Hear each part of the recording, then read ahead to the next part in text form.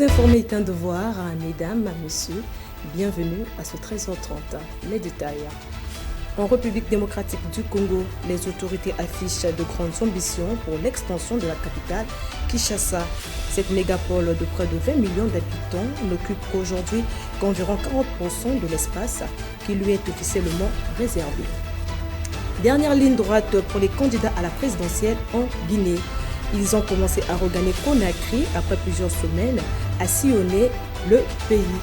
Ils sont 8 candidats à se présenter contre le chef de la transition, Mamadi Doumbouya. Les Guinéens devront aller les départager ce dimanche.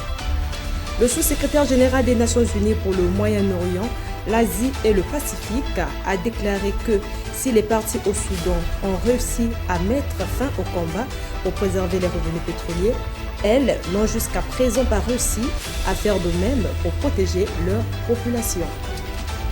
Un projet de loi spécial a été adopté en Conseil des ministres lundi 22 décembre 2025 en France en l'absence d'un budget voté pour 2026.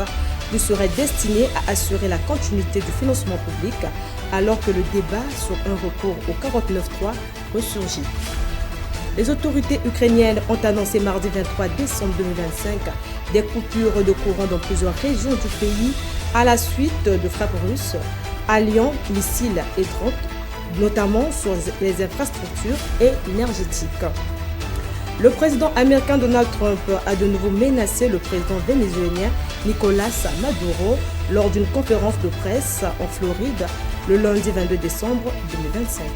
Le président américain a également mis en garde le président de la Colombie, Gustavo Petro, qui a critiqué la saisie de pétroliers par les États-Unis au large du Venezuela. Enfin, la Thaïlande et le Cambodge ont tenté lundi de régler leur conflit lors d'un sommet de l'Association des Nations de l'Asie du Sud-Est.